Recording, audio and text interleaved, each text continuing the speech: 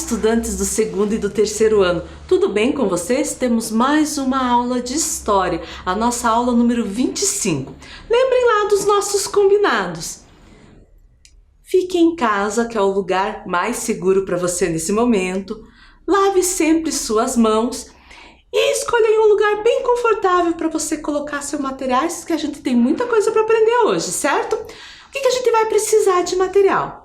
Um caderno, folhas coloridas, lápis, borracha, canetinha, lápis de cor, tesoura e cola. Eu vou dar um tempo aí para você pegar esse material.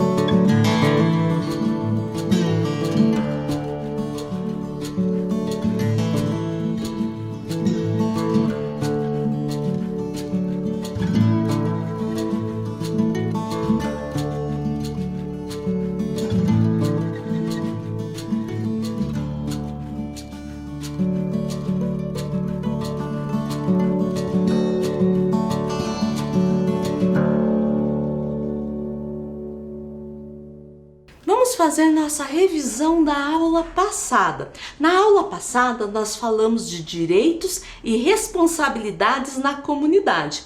E lembram lá o que a Vivi nos ensinou? Ninguém vive isolado do mundo e das pessoas, fazendo o que quer, na hora em que bem entende. Provavelmente não, certo? Mesmo sem perceber, você já sabe o que é cidadania. É o conjunto de direitos e responsabilidades exercidos por uma pessoa que vive em sociedade. Os direitos são os benefícios que uma pessoa possui. Eles existem para que tenhamos uma vida digna e decente. Nós temos o direito à vida, direito à educação, direito de ser respeitado, entre outros. Já as responsabilidades são as obrigações que devemos cumprir para vivermos em sociedade. São responsabilidades: respeitar pai e mãe, tratar todos com boa educação, cuidar dos lugares em que vivemos, entre outros. A cidadania é justamente essa relação de respeito com o lugar que a gente vive e com as pessoas que vivem neste lugar. Sempre devemos lembrar que os direitos são os benefícios que a gente possui e a responsabilidade são as obrigações que devemos cumprir para viver em sociedade. Aprendemos também a diferença entre espaço privado e público. O espaço privado são de responsabilidade de alguém, como pessoas ou empresas. Quem cuida desse espaço é o dono ou a pessoa que o aluga. São espaço privado, então a casa, o shopping center, as lojas, entre outros. E os espaços públicos são de responsabilidade do governo. Quem cuida desse espaço, além do governo, é a população. E ali nós temos como exemplo uma praça, um parque, a escola, as ruas. Os espaços públicos são de responsabilidade do governo, mas para uso de toda a população. E quem tem que cuidar somos nós, para preservar e cuidar desse espaço. Somos todos nós cidadãos que temos que cuidar dele, certo? E vamos para a aula de hoje. Hoje nós vamos falar de diferentes formas de trabalho na comunidade. Então pegue lá o seu caderno, coloque a data de hoje, aula 25, História, diferentes formas de trabalho na comunidade. Eu vou dar um tempo aí para você fazer.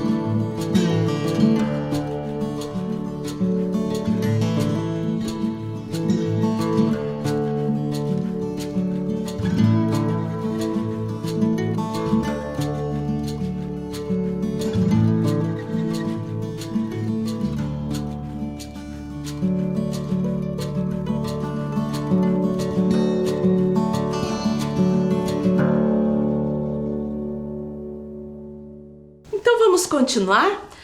Vamos ouvir um poema que se chama Profissão de Criança. O autor é o A.J. Cardiais, ele é um poeta. E o nome dele não é esse não, é um pseudônimo. O nome dele é Antônio Jorge. Ele é um baiano que nasceu em Salvador e levou a escrita como seu princípio de vida. Mas professor, o que é um pseudônimo? É um nome adotado pela pessoa que não é o seu nome civil, aquele nome que está na identidade. Ele é muito usado por autores, atores, atrizes, cantores, entre outros. Agora vamos ouvir a poesia? Profissão de criança. Criança adora ser herói e quer ser tanta coisa que até dói. Quer ser bombeiro, policial, delegado, médico, dentista, engenheiro, advogado. Se vai ao circo, quer ser trapezista. Se gosta de um autor, quer ser artista.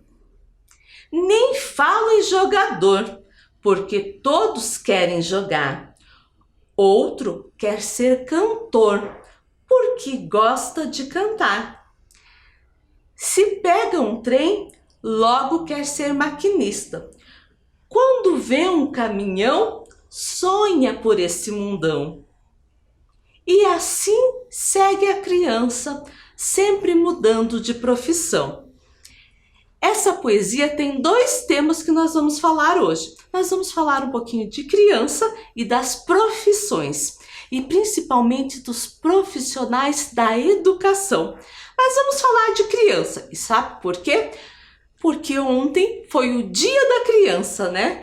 Em todo mundo comemora-se o Dia da Criança. Comemorar o Dia da Criança iniciou em Genebra, no ano de 1925, quando foi proclamado o Dia Internacional da Criança durante a Conferência Mundial para o Bem-Estar da Criança. A partir desse ano, a data dedicada aos pequenos passou a ser celebrada no dia 1º de junho, em vários países. Por outro lado, a Organização das Nações Unidas da Criança reconhece o dia 20 de novembro o Dia Mundial da Criança. Nesse dia foram aprovadas a Declaração Universal dos Direitos da Criança e a Convenção sobre o Direito da Criança.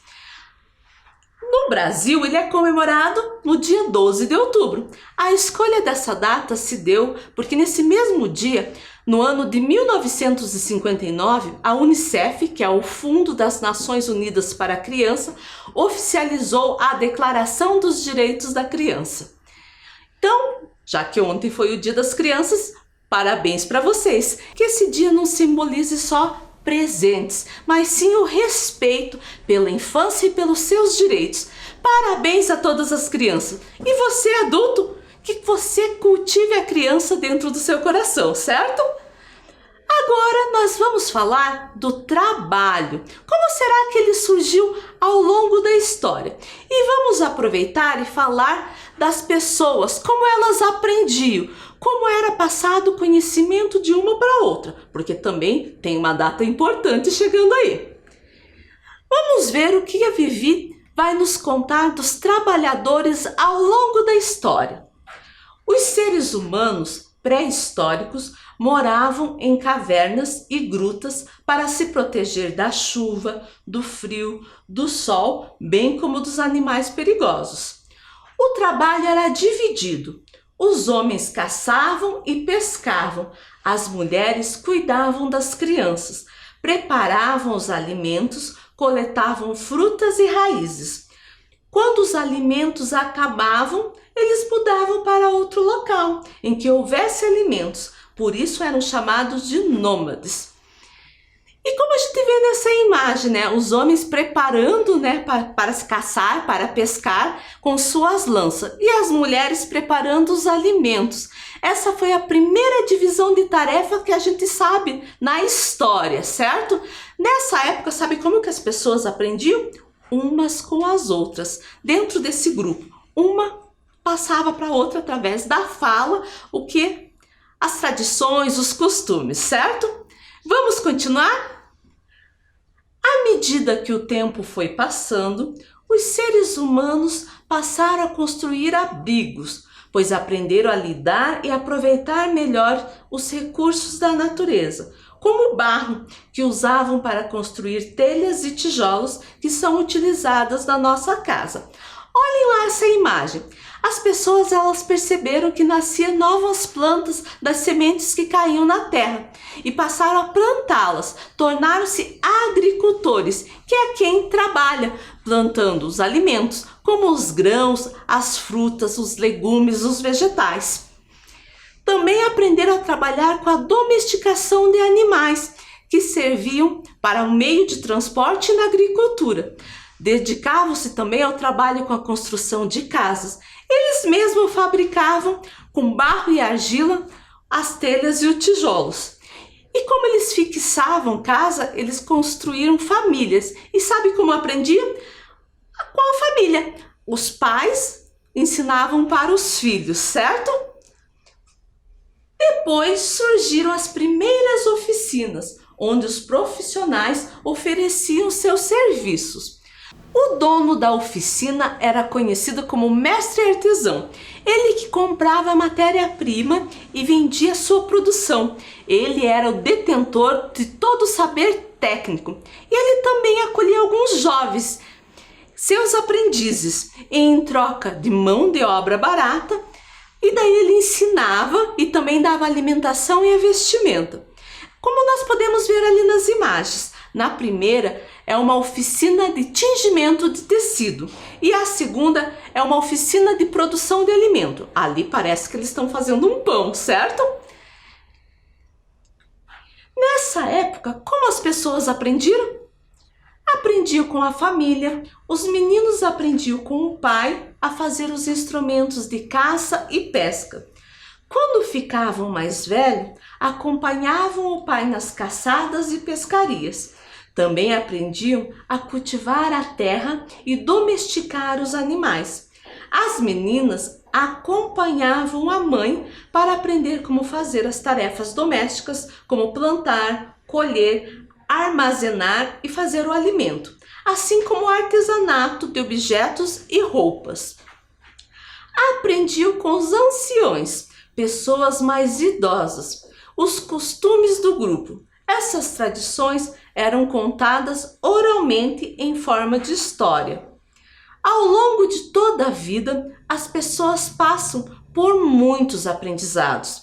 Desde criança, aprende-se das mais diferentes formas com a família, com a comunidade e na escola. Então, o que se aprende, como se aprende, também depende do lugar onde está se vivendo, certo? E nós vamos conhecer como que isso ocorre nas comunidades indígenas e nas afrodescendentes. Antigamente, nas comunidades indígenas, o conhecimento era passado de geração a geração, através da oralidade, da fala, da voz, certo? Atualmente, essa tradição ainda continua, porém existem escolas com professores indígenas e não indígenas. Vamos olhar lá as imagens. A primeira imagem tem a mulher e crianças chavantes descascando a abóbora. Olha que legal, as crianças ali, né, descascando a abóbora e a mãe ali separando, né, o alimento. A segunda, eles estão numa oficina de pintura corporal. E essa pintura corporal eles fazem antes da colheita da mandioca. E a última é dentro de uma escola, dentro de uma tribo indígena. O acompanhamento pedagógico na escola central no Parque Indígena do Xingu. Então nós aprendemos aí que os indígenas aprendem pela tradição oral, né, passado pela fala, pela voz, né, dos mais velhos para os mais novos, e também na escola, onde eles têm professores indígenas e não indígenas. E vamos ver agora dos afrodescendentes. Os afrodescendentes, eles valorizam muito as pessoas mais velhas, porque eles conhecem todas as tradições. Na África, existem os griots, que são os anciões, guardiões da palavra, responsável por transmitir os mitos, as técnicas, as histórias, as tradições de geração a geração, também através da fala. É uma cultura passada, então, oralmente. E onde que nós aprendemos?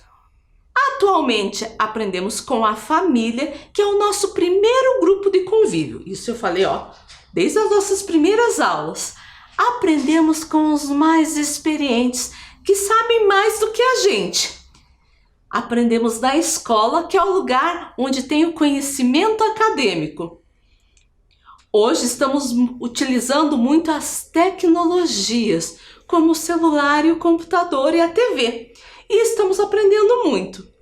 E quem trabalha, ele aprende no local de trabalho, porque existem cursos, para formar e melhorar o trabalho deles. É só nesses lugares? Não, tem muitos outros. E por falar em escola, como surgiu o trabalho dos profissionais da educação? Para falar sobre isso, nós vamos fazer uma atividade. Escreva no seu caderno as palavras professor e a palavra profissional. E você vai pintar as letras que se repetem nas duas palavras. Por exemplo, a letra P tem nas duas, eu vou pintar a letra R em todas as duas palavras. Então, pintar as letras iguais. Eu vou dar um tempo aí para você fazer, certo?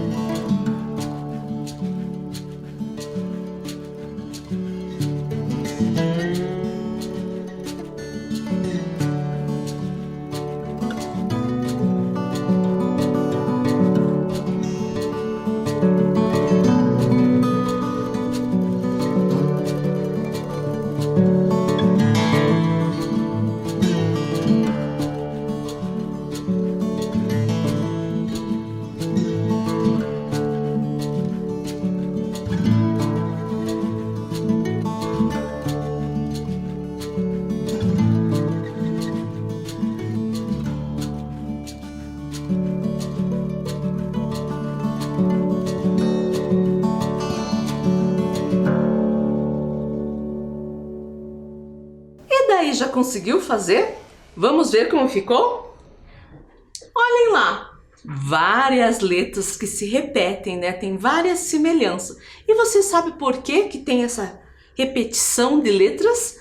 Porque eles vêm da mesma raiz etimológica. Professor, o que é isso? Eles têm a mesma origem. Professor é a pessoa que está apta a ensinar. E profissional é a pessoa que está apta a exercer um trabalho. Mas tem uma coisa, todo profissional, ele precisa de um professor que ensine ele a ler, a escrever e até a trabalhar, certo? E você lembra do que a professora precisa para exercer sua profissão? Ela precisa da escola, precisa da sala de aula, do quadro, precisa de livros, cadernos, lápis, caneta, borracha e do principal, ela precisa de alunos. E agora, como a professora está trabalhando atualmente? Está trabalhando mais com o computador, com a TV, com o celular. Mas ela continua precisando dos alunos e agora ela precisa do apoio também dos pais. Com a pandemia, alterou a dinâmica da escola e dos professores. Agora estamos aprendendo pelas videoaulas e não só os alunos que assistem. Os professores também assistem essas aulas e elaboram as atividades complementares. E precisam ver todas as atividades, tanto da videoaula como as atividades complementares, e corrigir. Se necessário, entrar em contato com a família. E a professora continua planejando, continua estudando. Sabe por quê? Porque a professora e a escola não pararam. E por que eu estou falando tanto na escola? No dia 15 de outubro é comemorado o Dia do Professor. A origem desse dia se deve ao fato que em 15 de outubro de 1827, o imperador Dom Pedro I instituiu uma lei que criou o ensino elementar no Brasil, que surgiram as primeiras escolas no país. Além disso, tem o Decreto Federal número 52.682 de 1964, que fala no artigo 3º, a importância de comemorar o Dia do Professor. Mas como que nós vamos comemorar se nós nem estamos indo para a escola? Às vezes mal estamos vendo os professores? Eu vou dar uma ideia. Nossa atividade final será um cartão para homenagear os professores, certo? Quais os materiais que a gente vai precisar? Papel sulfite colorido, cola, tesoura, canetinha, lápis de cor ou giz de cera. Eu vou dar um tempo aí para você pegar esse material, certo?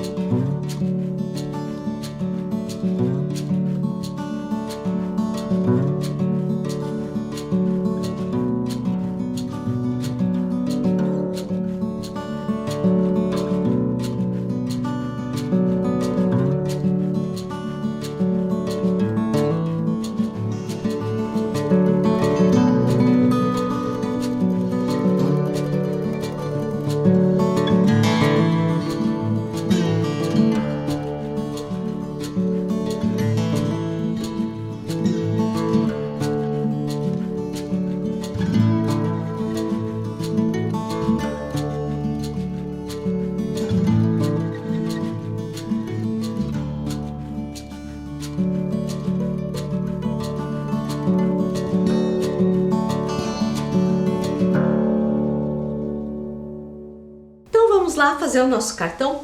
Primeiro eu vou pegar uma folha inteira, dobro ao meio. Dentro dessa folha aqui eu vou escrever minha mensagem, o que eu quero falar para o professor, certo? Aqui na frente nós vamos fazer uma dobradura de flor. Para fazer a dobradura eu vou precisar de 3 cores.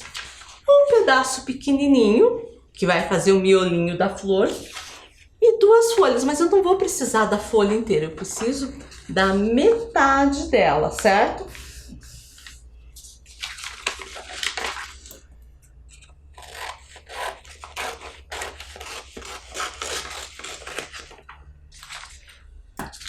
Para a flor também a metade.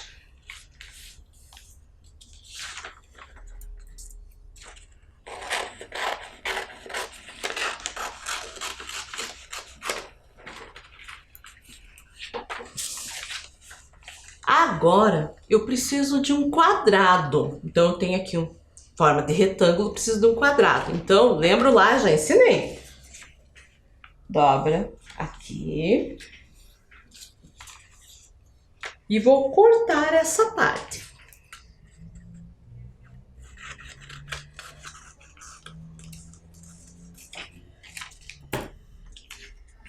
Certo?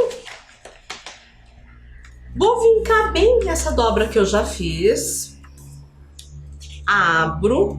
Vou fazer do outro lado.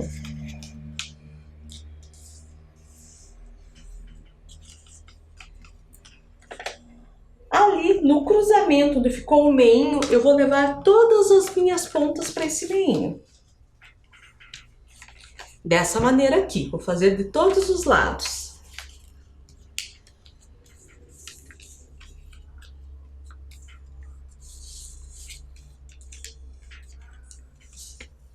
Assim. E agora, vou fazer a mesma coisa, levar todas as pontas até o meio.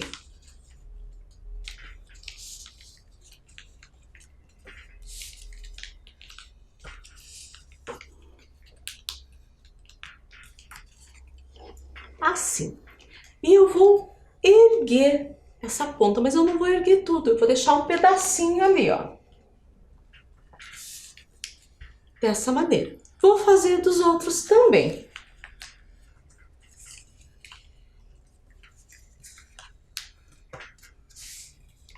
Assim. E vocês viram que aqui no meio ficou 4 pontinhas. Também vou puxar todas essas pontas pro canto, ó. Já fiz a primeira, vou fazer dos outros.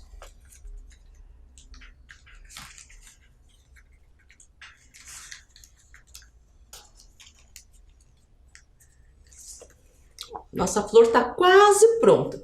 Posso deixar o meinho branco? Até posso, mas eu posso fazer de uma maneira diferente que vai ficar mais legal. Pego um pedaço de papel, vou medir mais ou menos aqui.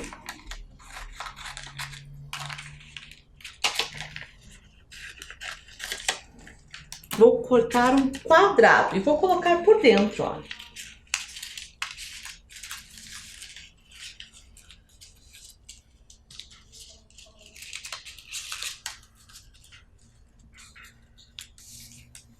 Olha lá, ficou mais bonitinho, né?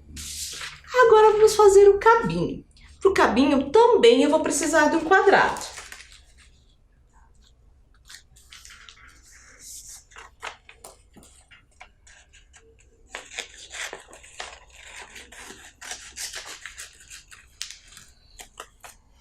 Depois que eu recortar assim, eu vou enrolar, começando da parte maior. E daí deixa um pedacinho aqui como que se fosse a folha, ó. Está pronta a nossa florzinha. Vou pegar lá o cartão que eu escrevi, olha dentro lá do que tá escrito, para não fazer de ponta cabeça. E vou colar o cabinho e a florzinha. Se tiver muito comprido, corta um pedaço aí do cabinho.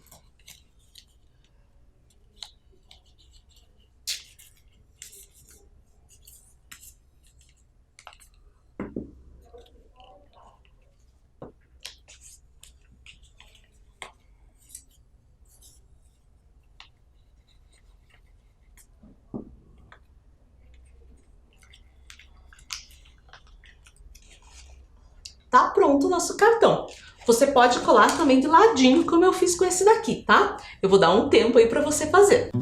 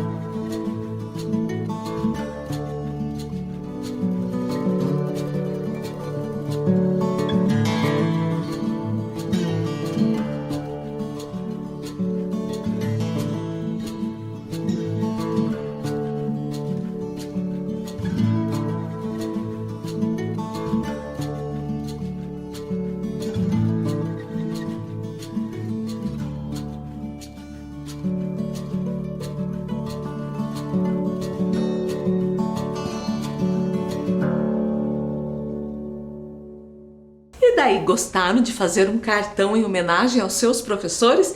Muito legal, né? E a nossa aula terminou. A gente se encontra na próxima semana.